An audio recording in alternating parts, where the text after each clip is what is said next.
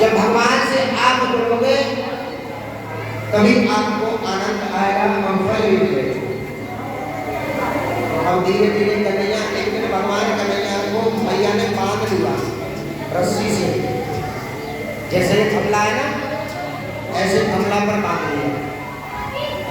अब जैसे बांधने की कोशिश कर रही मैया, रस्सी लेके आई 1 मीटर 2 मीटर की, और जैसे ही रस्सी से लपेटे भगवान कन्हैया से बोले यहाँ लल्ला खड़ा हो जाओ। कन्हैया खड़े हो गए, छोटे से कन्हैया। मैया रस्सी लेके आई, जैसे बांधने का प्रयास करें तो रस्सी छोटी पड़ जाए। मैया बोली और लाओ रस्सी। मैया और रस्सी लाई, जैसे ही मैया ने बांधने का प्रयास किया तो रस्सी छोटी पड़ जाए। और नारद जी इस दृश्य को देख रहे। नारद जी बोले अरे माँ, ये जगत के पालनहार हैं, तुम इनको बांधने का प्रयास कर रही है, ये कैसे बनेंगे? अब नारद जी आए, भगवान से बातें करने लगे। प्रभु बड़ी विचित्र लीला है। अब एक बात बताओ, इतनी रस्सी मैया ले आई, पहली बात तो तुम काम ही ऐसे कर रहे हो छोटेपन में, जो किसी को शक ना हो तो वैसे हो जाए।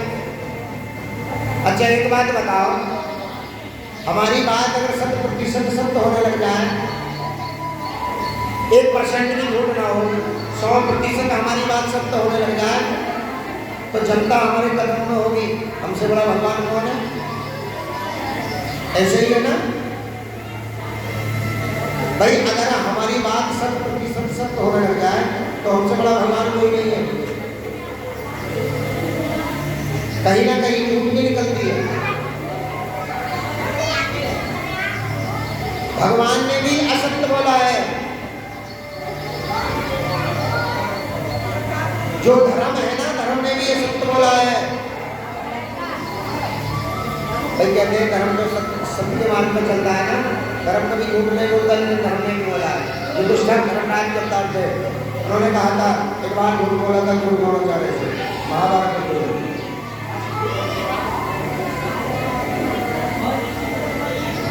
महाभारत के युद्ध में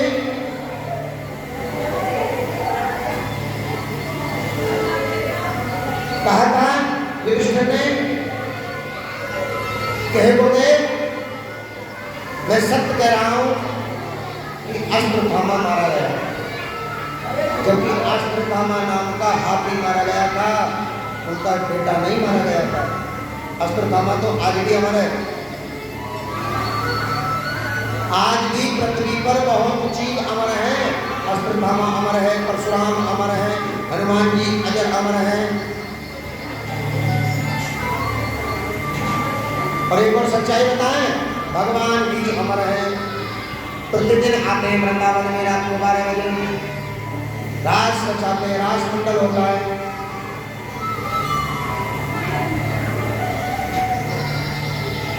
महाराज रचा जाता है। आज भी जो तुलसी के पेड़ हैं वो गोपिकाएं बन जाते हैं रात्रि में। कलयुग की भी बात बता रहा हूँ, तुम सोचो महाराज कुछ भी बात बता रहे हैं। और कालिया नाग जैसे नाथ करके लाए और कालिया नाग से कहा तुम जाओ। कालिया नाग बोले ठीक है प्रभु में जा रहा हूं। अब वृंदावन की शोभा इतनी सुंदर थी, भगवान ने कहा चले जाओ, अगर तुमने पीछे मुड़ के देख लिया तो पत्थर के हो जाओगे। बोले अच्छा।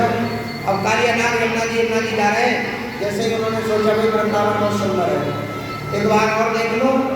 जैसे वृंदावन को पीछे मुड़कर देखा कालिया नाग ने, तुरंत वही पत्थर के हो गए।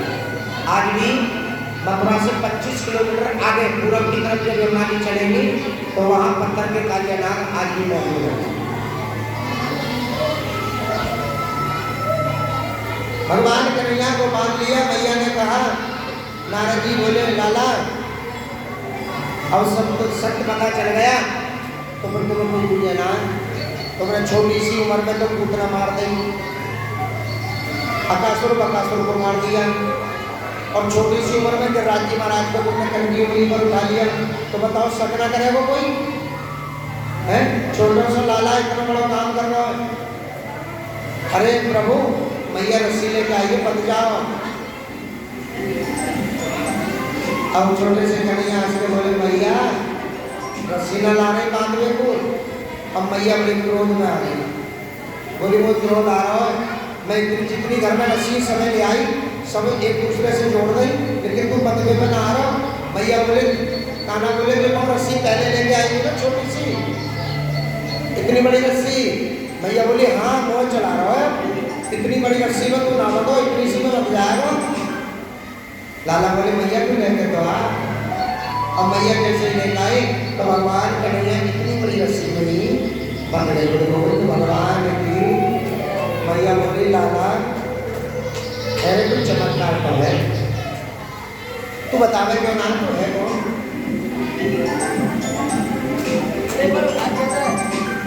तू है कौन बतावे क्यों ना?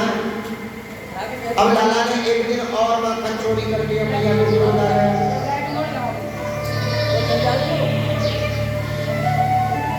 मैया बोली अरे लाला तू माने ना है, तो मैया छड़ी लेके आई छड़ी। अब भगवान कन्हैया माखन के साथ साथ थोड़ी सी मट्टी और खा ले गए। जब इधर उधर मट्टी खा ले गए जिससे कि मैया को ये पता चला माखन ना खाए, मट्टी खाएगी, माटी खाएगी। अब मैया ने जैसे देखा लाला ने मट्टी खाई, बोले ना बहुत भारी है।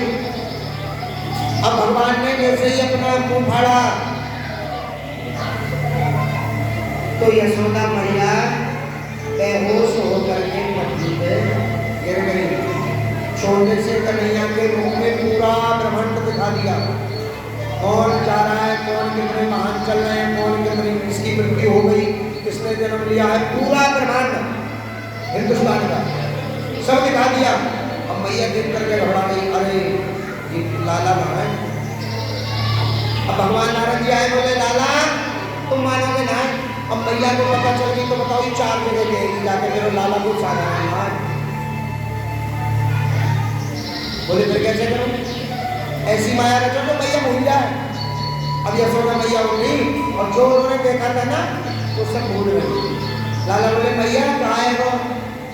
बोली लाला कुछ ना मैं सपना देखो। हाँ मैया जरूर तुम सपना ज़्यादा देखो आजकल, और सपना नहीं था वो सत्य था जो देखा उन्होंने। सपने की बात सत्य कब ज्यादा होती है? जब हम ब्रह्म मुहूर्त में सपना देखते हैं। ब्रह्म मुहूर्त जानते हो? अरे बच्चों को रात दो भैया।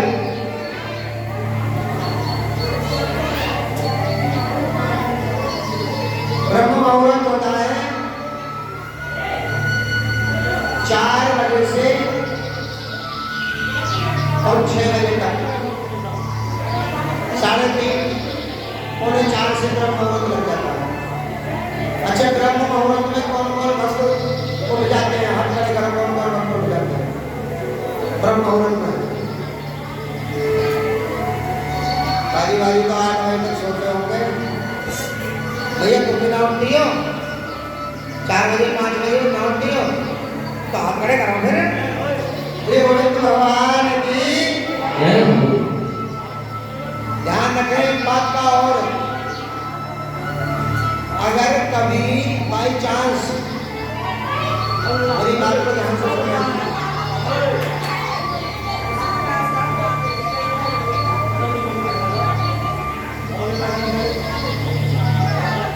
मेरी बात का आप ध्यान दो।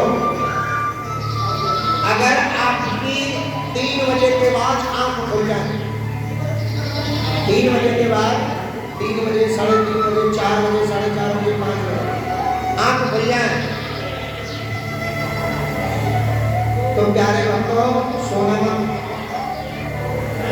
बताए वो कौन सा समय होता है?